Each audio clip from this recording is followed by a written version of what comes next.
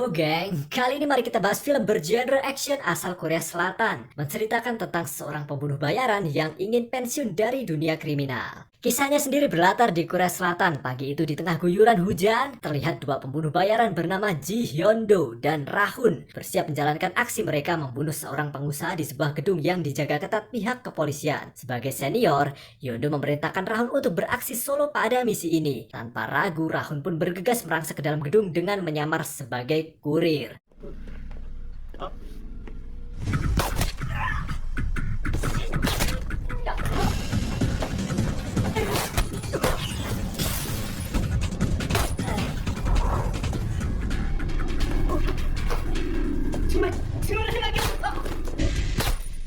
Dalam sekejap, semua polisi dan target mereka dibantai habis tak tersisa. Dan ketika Rahun hendak balik ke mobil, tak disangka...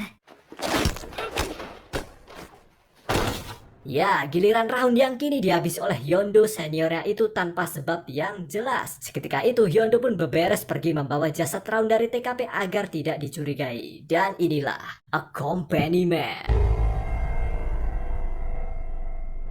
Selang beberapa waktu, sampailah Hyun-do di markas organisasi pembunuh bayaran tempat di mana ia bekerja. Hyun-do pun melapor pada atasannya bernama Kwon Jong-tae bahwa misinya sudah beres. Kini ia sudah bebas tugas dan boleh berlibur geng. Disitulah Hyun-do punya ide untuk menemui teman lamanya di pantai terdekat. Temannya ini bernama Ban Ji-hun. Ia adalah mantan pembunuh bayaran yang sudah lama pensiun. Singkatnya, sebagai senior, Ban Ji-hun memberi saran pada Hyun-do untuk tetap bertahan di dalam organisasi pembunuh bayaran. Sebab jika seorang pembunuh bayaran ingin pensiun, maka konsekuensinya adalah nyawanya sebagai taruhannya. Terlihat Bajun tidak ingin Hyun-do bernasib sama seperti dirinya kini yang menjadi incaran para pembunuh bayaran lain karena keputusannya pensiun dari dunia hitam tersebut.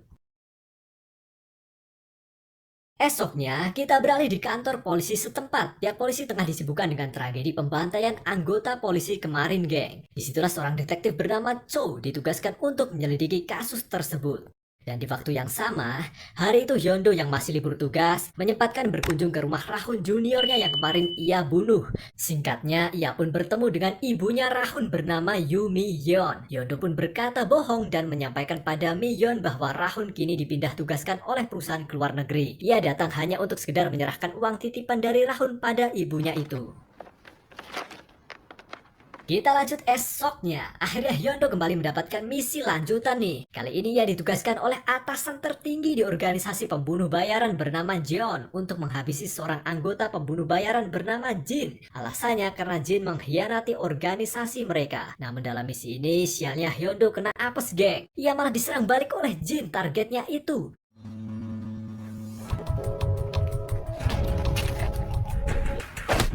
Alhasil ia pun gagal dalam misi penting ini dan Hyun-do pun dimarahi oleh Jong-tae atasannya. Tidak mau berlarut dalam kegagalan barusan, Jong-tae memerintahkan Hyun-do dan anak buahnya untuk kembali beraksi. Kali ini target mereka adalah seorang pengusaha dan misi ini tidak boleh gagal lagi.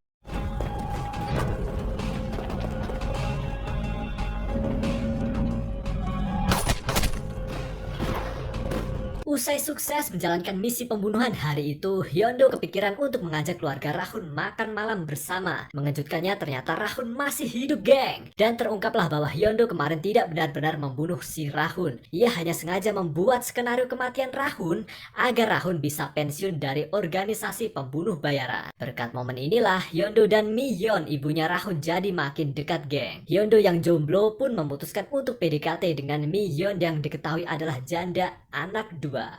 Namun sayangnya acara hangat malam itu harus berakhir sebab Hyun-do mendapat perintah dari Jong-tae atasannya untuk menghabisi Jin si target organisasi yang lolos kemarin.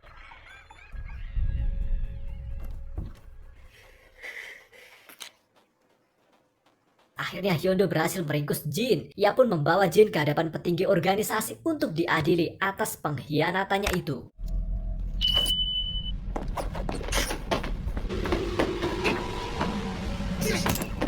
Beberapa hari setelah misi tersebut berhasil diselesaikan, organisasi pembunuh bayaran mengadakan pesta perayaan nih. Di sana Hyun-do mendapatkan promosi naik jabatan atas dedikasinya pada organisasi geng.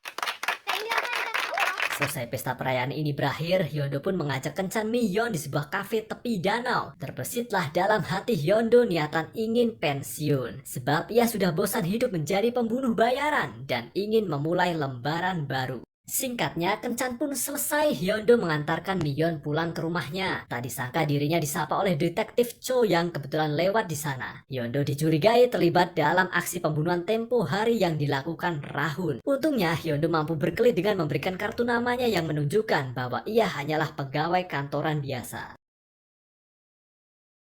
Lanjut esoknya nih, masalah tadi malam berlanjut geng. Detektif Cho yang masih mencurigai Hyondo terlibat dalam aksi pembunuhan anggota polisi tempo hari mendatangi perusahaan tempat Hyondo bekerja pagi itu. Detektif Cho pun berkeliling untuk memeriksa kantor tempat Hyondo bekerja dan tetap saja ia tidak menemukan hal yang mencurigakan. Setelah sidak yang dilakukan pihak kepolisian tersebut selesai, Hyondo pun ditegur oleh Jong Tae atasannya untuk bekerja lebih rapi lagi ya, agar di lain hari dirinya tidak dicurigai pihak kepolisian seperti yang barusan terjadi.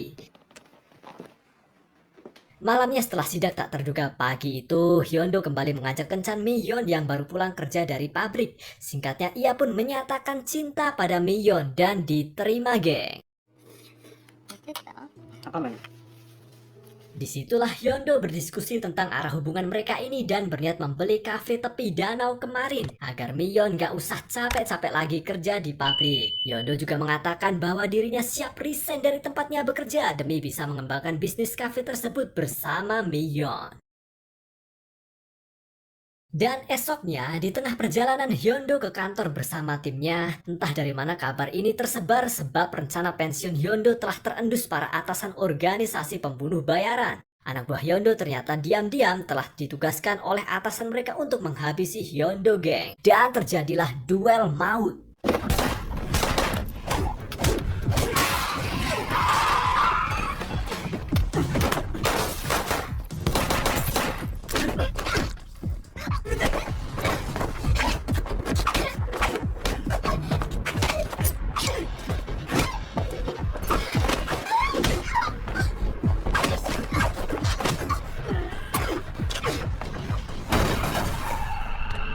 Setelah mengetahui dirinya diincar oleh organisasi tempat ia bekerja, Hyondo memerintahkan Rahun dan keluarganya untuk mengungsi ke rumah Ban Ji-hun, kenalan Hyondo yang menurutnya bisa dipercaya. Di sana akhirnya Hyondo jujur pada Miyeon tentang profesinya sebagai pembunuh bayaran, dan ia berencana kabur ke luar negeri dengan mengajak Miyeon sekeluarga. Karena pergi dari Korea butuh dana besar, maka esoknya Hyondo nekat balik ke kantornya untuk mengambil jatah gajiannya selama ini secara diam-diam geng. Dan singkatnya, ia pun berhasil mendapatkan uang cash hasil jerih payah sebagai pembunuh bayaran. Malam menjelang, Hyondo pun balik ke rumah Ban Ji-hun. Mengejutkannya di sana ia malah dikhianati oleh Ban Ji-hun yang menyandra Miyeon sekeluarga. Terlihat Ban Ji-hun pun merampas uang Hyondo dan berniat kembali bergabung ke organisasi pembunuh bayaran karena ia sudah bosan terus-menerus melarikan diri.